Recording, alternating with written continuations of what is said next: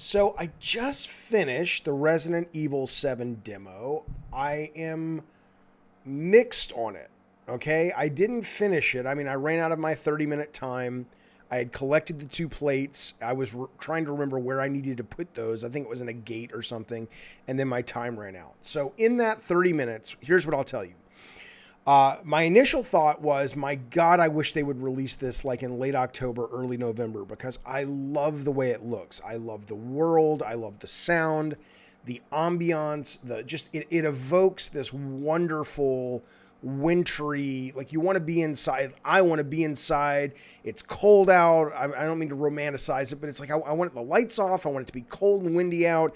I want my hot chocolate here. And I just want to get lost in this world. And it's so weird that it's coming out in May. It has nothing to do with the quality of the demo. I'm just saying that that's how much I enjoyed being in the world. I love being in this world. I love the werewolves, and I love the kind of Eastern Europe flavor of it. And I love just the look of it. You know, I'm all in. I'm very excited for this game.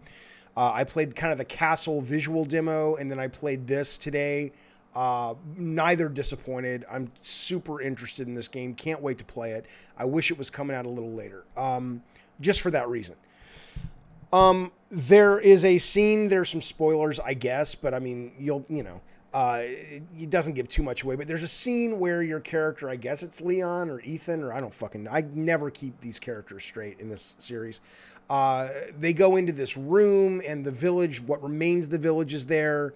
And there's this old man who's been wounded, and it's really kind of cool. It's a little bit of a horror version of Tarantino's Hateful Eight. Was that what it's called? Hateful Eight?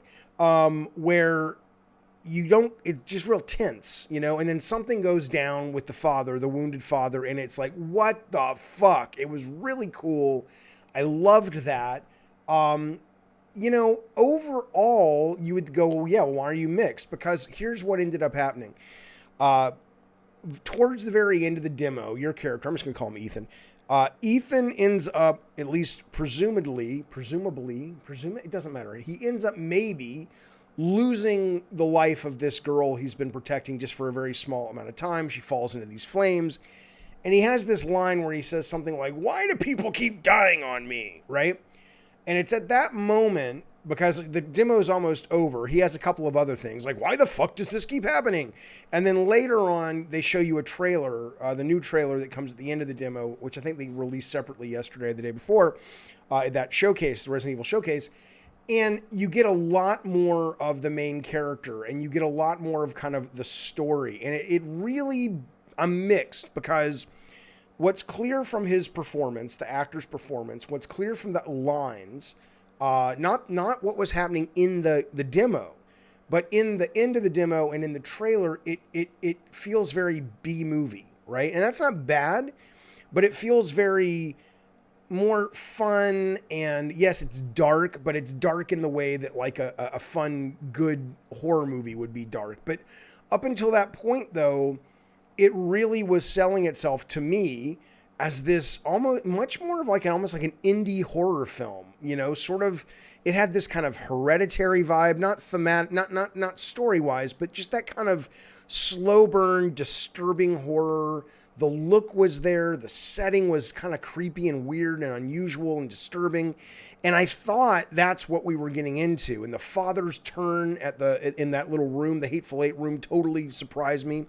And then at the end, it's almost like the tone. It's like, we know we were just selling you, and I don't think this was intentional. It wasn't a bait and switch, but it was like, we know we're selling you on this more mature horror, more, all horror's classy. I adore horror.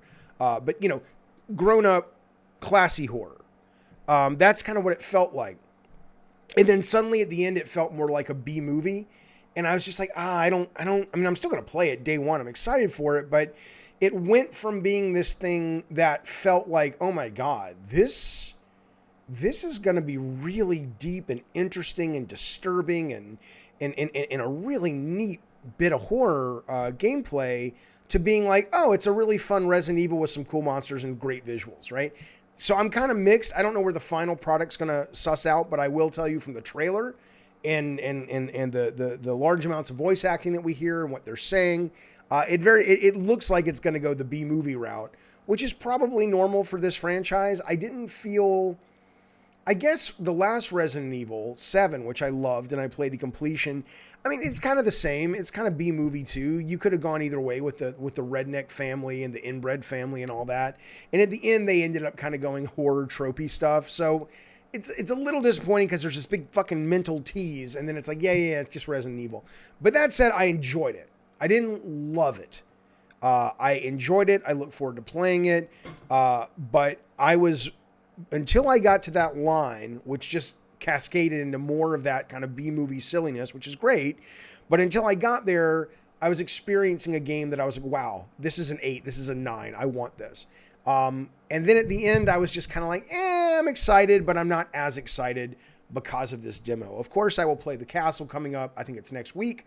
And I'll give you my impressions on that. But there you go. Those are my impressions on the demo that just came out. The time demo, I think it only goes till 1 a.m. tonight or tomorrow morning. So if you're going to play it and you have a PlayStation, run, because, you don't got much time. Hope you're well. See you soon. Bye.